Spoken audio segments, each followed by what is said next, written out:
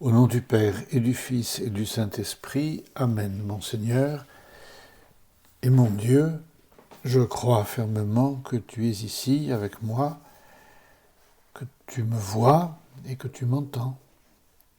Je t'adore de tout mon cœur, je te demande le pardon de mes péchés, ces péchés qui m'empêchent d'aller vers toi, et je te demande la grâce de faire avec profit ces 10 minutes de prière. Ma Mère Immaculée, Saint Joseph, mon Père et Seigneur, mon ange gardien, intercédez pour moi. Les enseignements que nous trouvons dans l'Évangile sont évidemment faits tous pour nous aider à progresser, pour nous mettre sur le chemin du ciel, pour nous montrer les bonnes choses à faire, pour nous indiquer ce qui plaît à Dieu. Mais, même si l'essentiel de l'Évangile est bien entendu très positif, il y a parfois des choses plus négatives, entre guillemets, des défauts qui sont mis en évidence afin de nous éviter d'y tomber, afin de nous prévenir contre les dangers d'un mauvais parcours. Parmi tous ces défauts, je dois avouer que je ne les ai pas tous recensés dans l'Évangile, mais dans la Bible en général, mais parmi ces défauts, il y en a un qui est, je crois, particulièrement désagréable à tout le monde et qui est aussi désagréable aux yeux du Seigneur, qui est l'hypocrisie. L'hypocrisie. Le concept est répété, décrit environ 70 fois dans la Bible.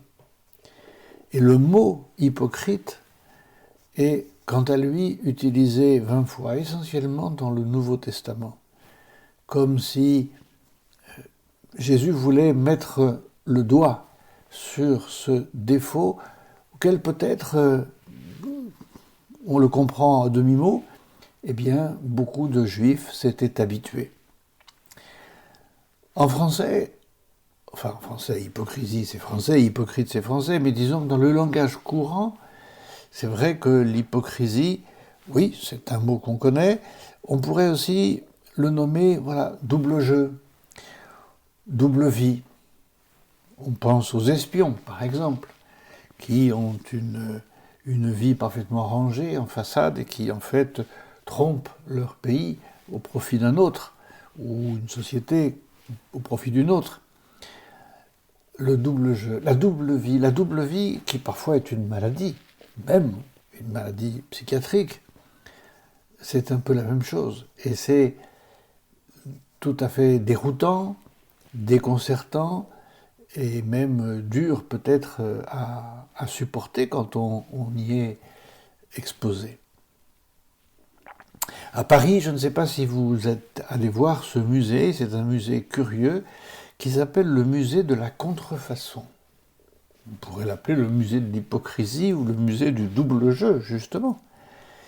Il y a là-bas plus de 500 objets exposés, ce qui représente environ le trafic de la contrefaçon entre 5 et 9% du marché mondial, dit le site de ce musée. Et bien sûr, la contrefaçon, c'est un délit. Et quand on est victime de la contrefaçon, quand on est victime de l'hypocrisie, quand on est victime d'une double vie, évidemment, on le prend très mal. Parce que c'est très désagréable et on a l'impression d'avoir été trompé, et on a été effectivement trompé. C'est ce défaut que l'Évangile d'aujourd'hui met en lumière. Les acteurs de ce défaut sont, on entend souvent, d'ailleurs dans l'Évangile, sont les scribes et les pharisiens, que le Seigneur traite très volontiers d'hypocrites. Le point de départ de l'épisode d'aujourd'hui, ce sont les mains non lavées. Tes disciples ne se lavent pas les mains avant de prendre leur repas. Tous les enfants connaissent ça, Tu t'es lavé les mains? Oui maman, oui papa, fais voir. Et l'enfant ne les montre même pas parce qu'il a été pris en flagrant délit et donc il court se laver les mains. Donc on sait que c'est bien, c'est de bonne éducation de se laver les mains lorsque l'on va se passer à table. C'est de bonne éducation de se laver les mains si on sait qu'on va serrer beaucoup de mains. Mais voilà, les pharisiens en avaient fait une tradition à laquelle on ne pouvait pas manquer. Et non seulement ils se lavaient les mains, mais ils se lavaient aussi, ils étaient attachés, dit le Seigneur, à beaucoup d'autres pratiques, lavage de coupes, de carafes et de plats. Et c'est sûr que je me souviens d'un ami évêque qui me disait avoir reçu le grand rabbin de la ville dont il était l'évêque, et que celui-ci, il avait accepté l'invitation, mais il était venu avec ses propres plats, avec sa propre assiette, avec ses propres couverts, avec ses propres verres, pour ne pas devenir impur en mangeant à la table de l'évêque. Évidemment, poussé à cet extrême, c'est tout à fait ridicule, et on ne comprend pas bien. Ce que nous devons faire, rappelle le Seigneur, c'est purifier notre cœur, c'est purifier les sujets, les objets, peu importe. Et le Seigneur illustre cette exagération de la part des scribes et des pharisiens, en disant, voilà, vous les scribes et les pharisiens, en fait, vous laissez de côté le commandement de Dieu et vous vous attachez à la tradition des hommes. Parce que tous ces préceptes, en fait, c'était un petit peu des traditions humaines, oui, bien sûr, indiquées par le Seigneur, mais qui avaient été trop humanisées et trop absolutisées, en quelque sorte.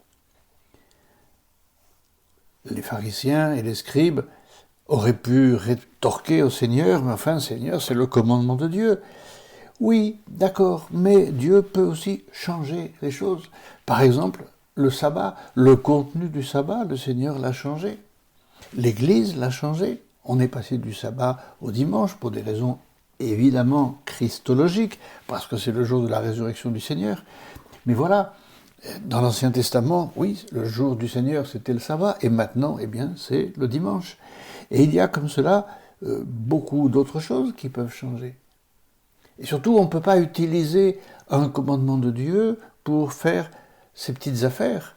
C'est ce qui s'est passé, c'est ce qui se passe dans l'évangile d'aujourd'hui, lorsque le Seigneur dit, mais enfin voilà, il y a un commandement qui dit, je dois honorer mon père et ma mère, et vous dites, ah ben, c'est de l'argent que j'avais décidé de consacrer à mes parents pour les aider, ah ben non, je les donne à la quête, je les donne au...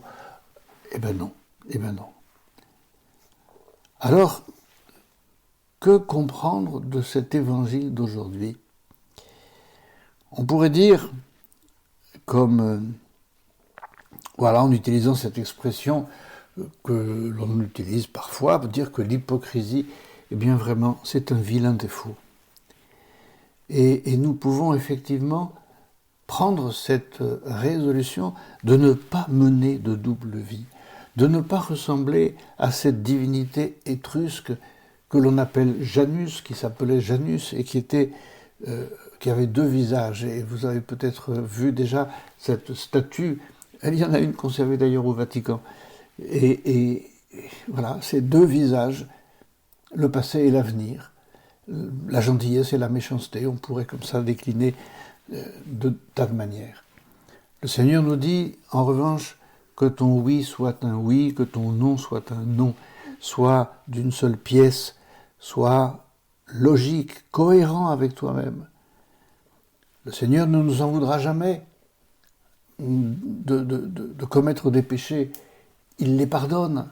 Il ne nous en voudra jamais d'avoir des défauts. Il nous aide à les corriger et la grâce de Dieu nous aide à les corriger. Mais si nous ne jouons pas franc jeu avec le Seigneur, si nous avons une double vie, si, voilà, je prie, je vais à la messe, je suis très pieux extérieurement, mais après je fais n'importe quoi et je me justifie, non, Seigneur, que mon oui soit oui, que mon non soit non. Et je ne veux pas de ce vilain défaut qu'est l'hypocrisie et la double vie. Pas de comportement de façade. J'ai des défauts, Évidemment, nous en avons tous. Eh bien, j'en parle à Dieu dans ma prière, j'en parle éventuellement dans l'accompagnement spirituel, je lutte, et voilà, et je finirai, avec la grâce de Dieu, à les voir diminuer un petit peu, peut-être même à les éliminer. Et si j'ai commis des péchés, eh bien, je vais les confesser, en demander pardon au Seigneur. Et lorsque on a été clair dans nos relations personnelles avec le Seigneur, voilà, on peut aller de l'avant en toute tranquillité. Sainte Marie, aide-nous à ne pas avoir ce vilain défaut de l'hypocrisie, du double jeu, de la double vie. Aide-nous à être clairs, transparents devant le Seigneur. Aide-nous, Sainte Marie, à voir clairement ce que nous pouvons changer, et avec la grâce de ton Fils, nous le changerons. Je te remercie, Seigneur, des bonnes résolutions, des actes d'amour et des inspirations que tu m'as communiqués dans cette méditation. Je te demande de m'aider à les mettre en pratique. Ma Mère Immaculée, Saint Joseph, mon Père et Seigneur, intercédez pour moi.